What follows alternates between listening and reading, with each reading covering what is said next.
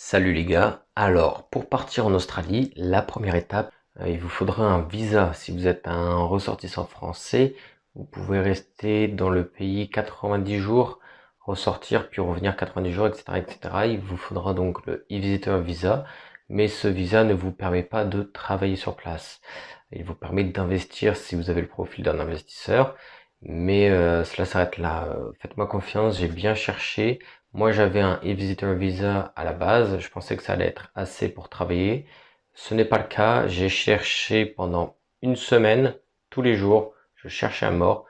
Au final, j'ai dû aller en Nouvelle-Zélande, postuler pour le Working Holiday Visa, l'obtenir et puis revenir après.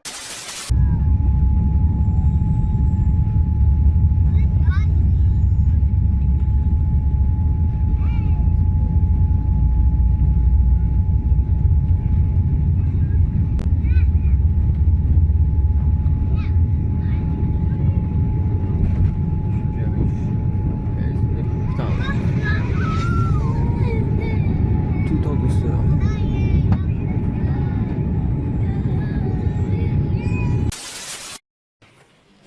Du coup, aéroport d'Auckland, officiellement hors du territoire d'Australie. Voilà, je viens d'avoir un petit sourire parce que je viens juste de penser que ça y est en fait. Je suis à l'autre bout du monde, en Nouvelle-Zélande quoi. Ça c'est stylé.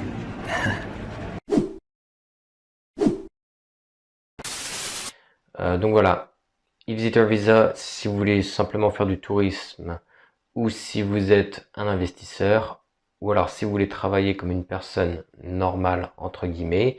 Dans 95% des cas, il vous faudra le Working Holiday Visa ou le Student Visa. Mais le Student Visa, c'est un peu plus pénible parce que vous avez certaines obligations en tant qu'étudiant, etc., etc. Donc je conseille bien évidemment le Working Holiday Visa. Réservez vos billets d'avion. Donc vous pouvez les réserver avec une bonne compagnie aérienne. Je ne vais pas donner de nom puisque cela dépend des goûts de chacun, que ce soit en termes de budget, en termes de qualité du service à bord attendu, en termes de temps de vol, etc., etc. Le nombre d'escales également, si c'est en direct ou pas. Vous pouvez également réserver avec une agence de voyage. Là également, je ne vais pas citer de nom. Moi, personnellement, c'est l'option que j'ai privilégiée puisque cela me permettait d'obtenir des billets d'avion à prix plus faible comparativement à si j'avais réservé mes billets d'avion directement sur le site en ligne. Alors je sais, ça va en étonner certains, puisque généralement les gens avec qui j'ai pu parler et échanger me disent que les billets d'avion sont toujours moins chers si on les prend directement sur le site de la compagnie aérienne. Et c'est vrai que on se dit comment se rémunère l'agence de voyage, c'est quoi son business model, comment on se fait de l'argent concrètement, si jamais avant les prix, si jamais avant les billets d'avion moins chers que ce qu'elle ne lui en coûte en faisant l'achat directement sur les sites en ligne. Bref. Du coup, moi j'ai préféré l'agence de voyage puisque c'était moins cher, mais si jamais vous avez un problème, ça va être très très compliqué. Vous allez avoir de nombreux maux de tête, de faire valoir vos droits. Je prends mon cas. Donc à l'aller, j'ai fait de Paris-Charles de Gaulle à Francfort, de Francfort à Taipei, de Taipei à Sydney. Ça y est la team, je suis en train d'attendre mon avion pour Francfort. Des gens ont déjà pris leur aise. Et de Francfort à Taipei, de Taipei à Sydney, j'ai encore environ 1 heure et demie d'attente avant que mon avion ne décolle.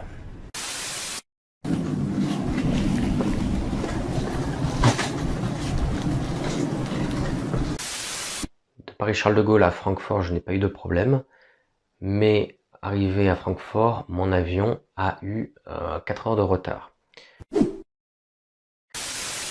Alors la team, je suis de nouveau en train d'attendre un autre avion, ce coup-ci à Francfort, qui partira pour Taipei.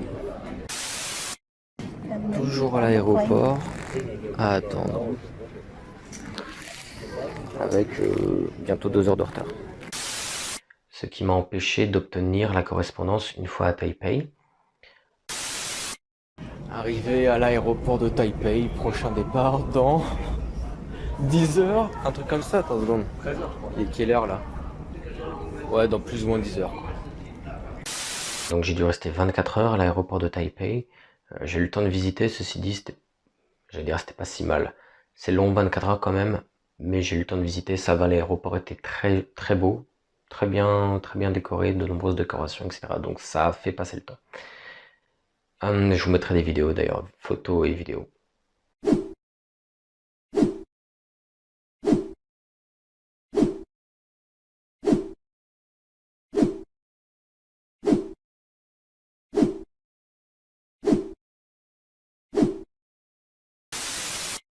L'aéroport de Taipei tout en style, avec une pièce, un décor, franchement stylé. Bon allez, on s'occupe comme on peut. Let's go. Allez.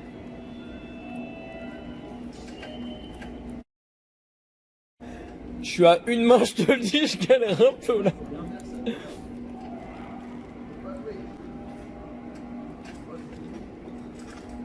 Eh, il bouge le volant. Hein.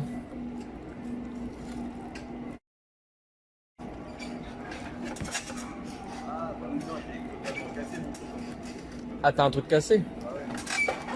Oh. Et à une main, c'est compliqué, mon gars. Franchement, c'est stylé. Hein. Je me fais des petits souvenirs.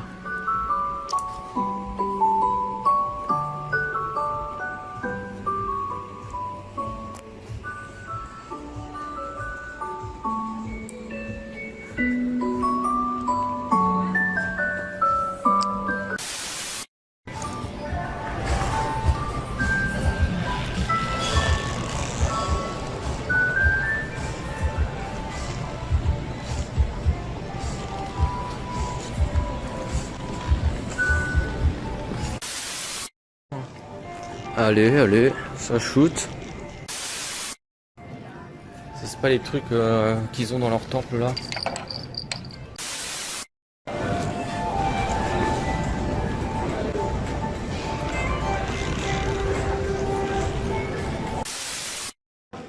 Très très stylé. Et nous sommes dans le musée de l'aéroport de Taipei.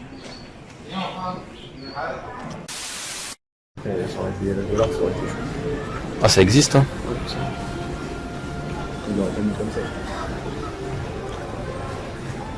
Oh.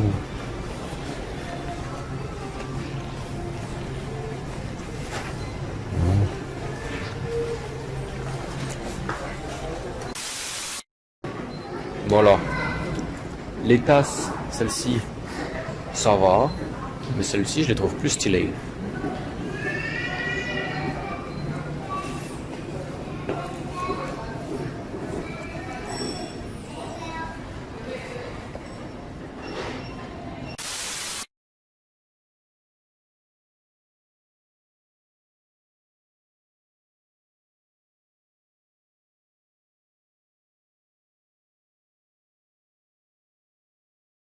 Mais franchement, leurs trucs sont grave stylés en vrai. Hein.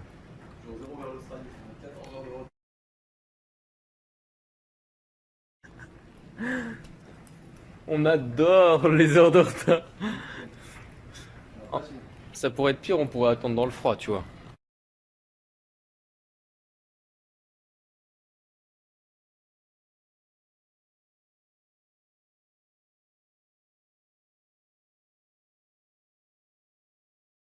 Putain, mais regarde-moi ça.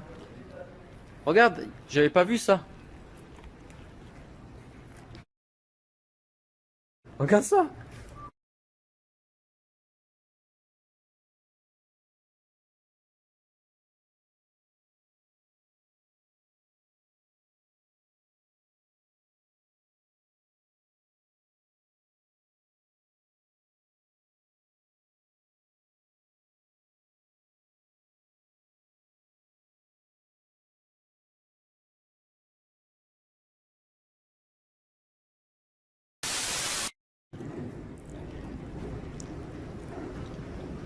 franchement.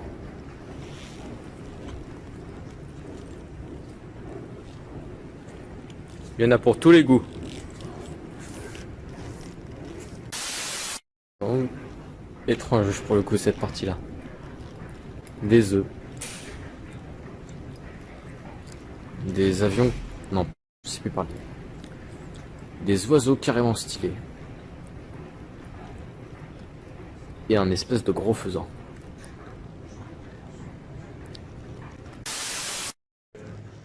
Il y a des petits nids.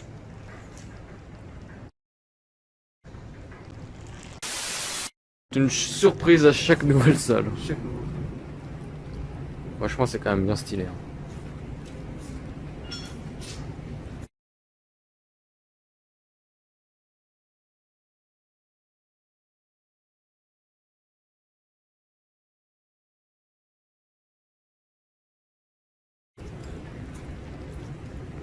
Même le taureau est stylé.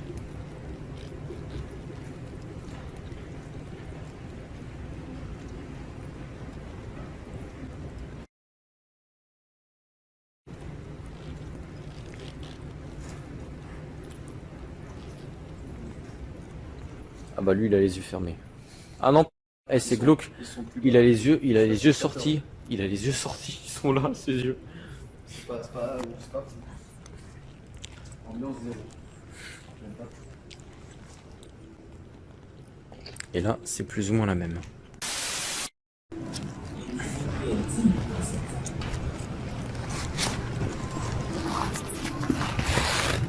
Oh, c'est tout doux. Photo de famille.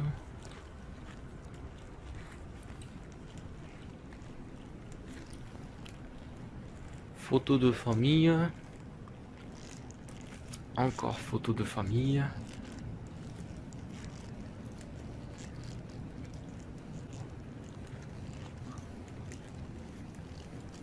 Nouvelle photo de famille.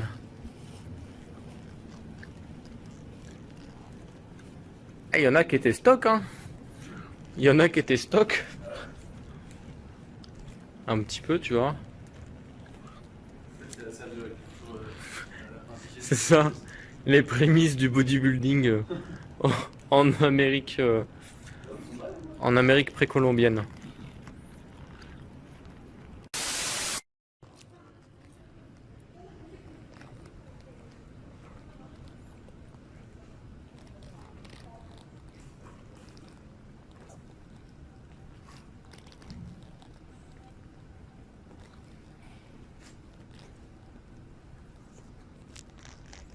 Oh putain, encore.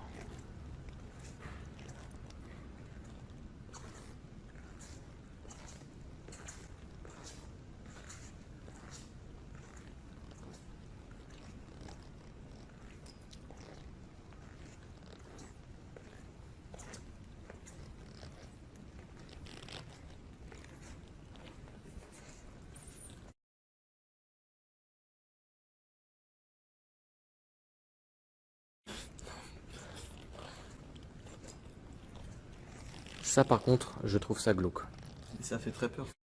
Oh non, Je trouve ça carrément glauque.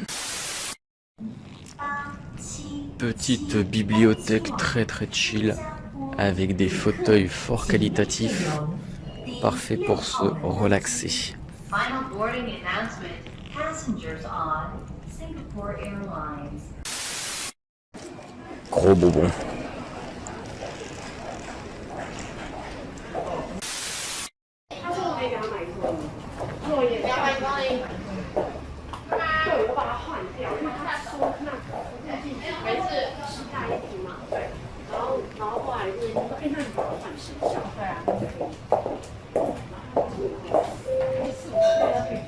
Trop stylé.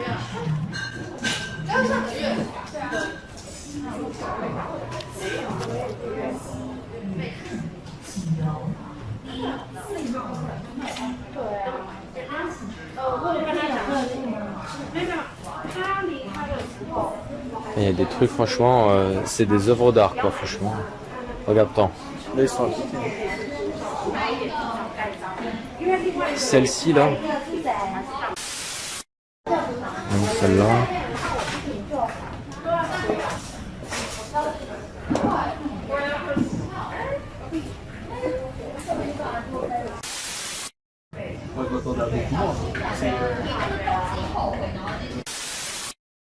Plus que 4 heures d'attente à l'aéroport de Taipei.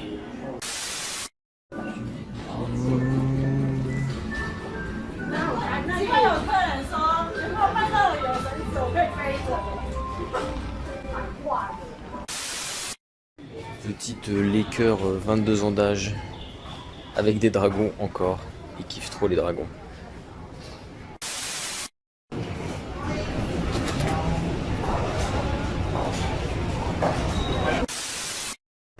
Et encore de l'alcool. Il y en a partout. Elles sont vraiment belles. Il y a encore toujours plus d'alcool.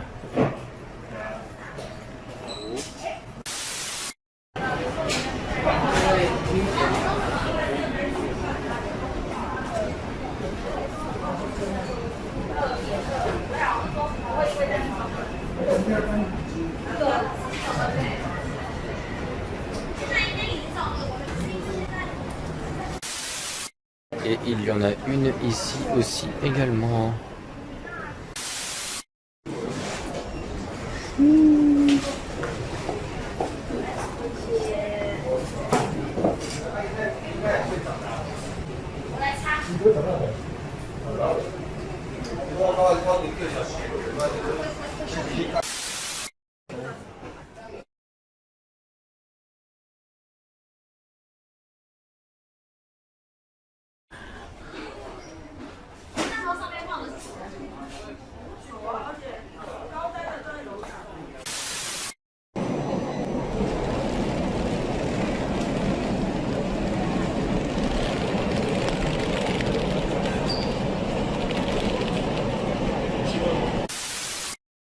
Je me suis acheté ça à Taïwan.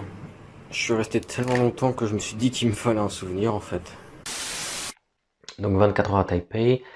En tant que citoyen de l'Union Européenne, j'ai donc eu droit à un remboursement. Mais pour faire valoir ce droit, accrochez-vous, parce que quand vous contactez l'agence de voyage, elle vous renvoie aux compagnies aériennes, et quand vous contactez la compagnie aérienne, elle vous renvoie à l'agence de voyage. Du coup, c'est à devenir fou. Je précise, avec l'agence de voyage, vous pouvez, sur votre voyage, vous pouvez avoir différentes compagnies aériennes. Ça a été mon cas.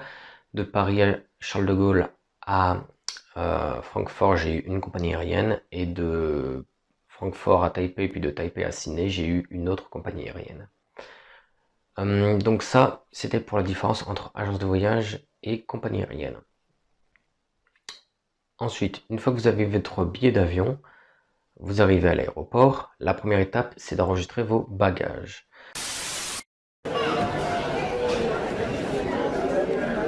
Donc faites bien attention au préalable, aux dimensions ainsi qu'au poids de votre bagage ou de vos bagages si vous en avez plusieurs.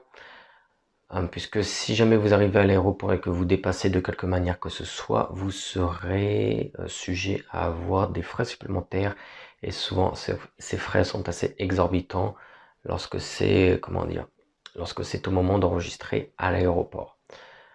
Également, il est possible de enregistrer vos bagages au préalable chez vous, de faire l'enregistrement en ligne.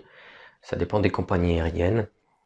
De ce que je sais, elles ne le proposent pas toutes, donc à vérifier. Mais si c'est quelque chose que vous pouvez faire et dont vous avez envie de faire, puisque vous sentez que ça va vous retirer un poids des épaules, eh bien vous pouvez le faire avant. Personnellement, je ne l'ai jamais fait. Je comptais le faire à l'aller, mais ce n'était pas disponible avec la compagnie aérienne dont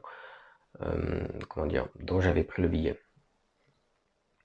Donc, vous enregistrez votre billet, ensuite il vous donne un espèce de petit ticket avec un code barre, c'est à garder précieusement. Si vous avez des correspondances avec différentes compagnies aériennes, etc., il faudra le donner à ces compagnies aériennes pour qu'ils retracent votre bagage et qu'il l'envoie au lieu de destination finale, tout simplement. Donc vous avez votre petit billet. Ensuite, vous avez enregistré votre bagage ou vos bagages, elles sont parties. Et donc du coup, il reste à vous enregistrer vous. Donc vous donnez vos passeports, etc., toutes les informations, vous répondez aux questions si jamais ils ont des questions. Et là, vous avez vos cartes d'embarquement ou boarding pass, comme ils disent en anglais, parce que souvent c'est en anglais. Donc vous avez vos boarding pass, et là, du coup, la première grosse étape est terminée. Vous pouvez donc vous diriger vers les security checks, donc les contrôles de sécurité. Donc souvent, ils vont vous donner une espèce de petit bac que vous posez, vous mettez toutes vos affaires dedans, et ça part sur un tapis roulant, et c'est scanné. Donc vous mettez vraiment, vous videz vos poches. Donc moi je me souviens les 2 téléphones portables, enfin 2 téléphones, portefeuille, passeport, la montre, la ceinture, tout. Enfin bref, vous mettez tout dedans, le cuir et votre bagage en main aussi. Le bagage à main, pardon. Pour ceux qui ont des ordinateurs dans leur bagage à main, donc c'était mon cas. Moi à chaque fois ils étaient, comment dire, ils vérifiaient, ils prenaient leur temps pour vérifier ce qu'il y avait dans le bagage à main. Je leur disais ce n'est que mon ordinateur portable, mais les 3 quarts de temps ils s'en foutaient. Le reste, donc ils continuaient de checker, et le reste du temps ils me demandaient de sortir l'ordinateur portable tout simplement. Donc prenez ça en compte également. Si vous êtes pressé, ça peut prendre facile 5 minutes le fait d'avoir un ordinateur portable, puisque ils vont prendre leur temps tout simplement. Donc voilà, si vous êtes pressé, enfin prenez de l'avance, c'est toujours mieux en fait. Ensuite, il y a également quelques substances, par exemple dentifrice, ça dépend. Des fois, ça dépend des compagnies aériennes, des fois ils vous le retirent, des fois ils vous le retirent pas.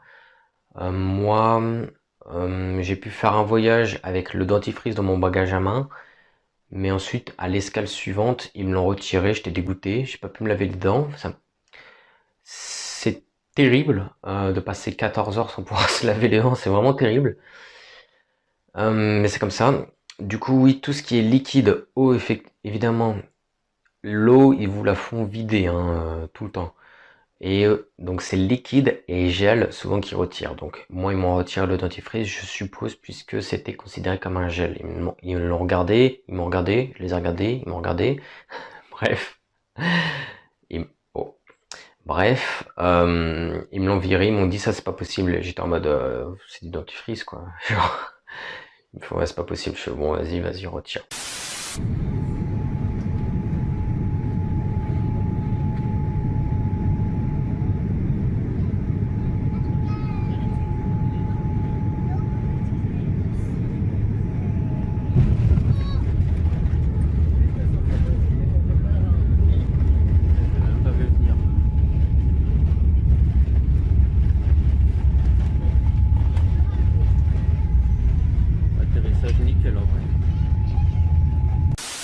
Ensuite, lorsque vous arrivez à l'aéroport, donc d'arrivée, votre destination finale, vous aurez une fois de plus des security checks, donc contrôle de sécurité à passer, et vous aurez évidemment besoin de récupérer votre ou vos bagages. Donc pour cela c'est très simple, vous verrez qu'il y a de grands panneaux d'affichage avec différents vols. Admettons que vous veniez d'un vol de Bangkok. Vous repérez votre vol donc de Bangkok et vous pourrez l'identifier plus précisément avec les 2 lettres et le numéro qui suit. Donc admettons que sur votre vol de Bangkok ce soit marqué tapis numéro 2, et bien dans ce cas là c'est très simple, vous allez au tapis numéro 2 et vous aurez 99% de chance que votre bagage ou vos bagages soient disposés sur le tapis numéro 2.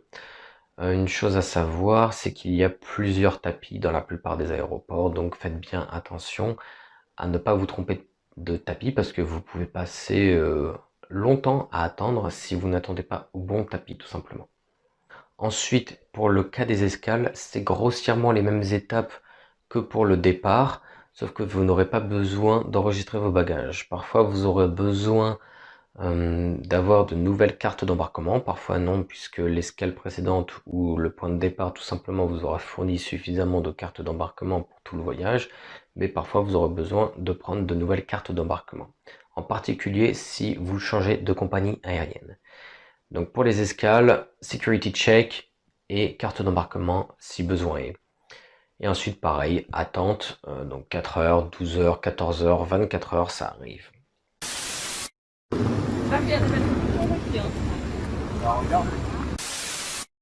Alors bizarrement j'ai été à l'opéra de Sydney là, mais ça me choque plus en fait de voir sur Google Maps, ici France, et là Australie, et là je me dis vraiment que je suis à l'autre bout du monde quoi.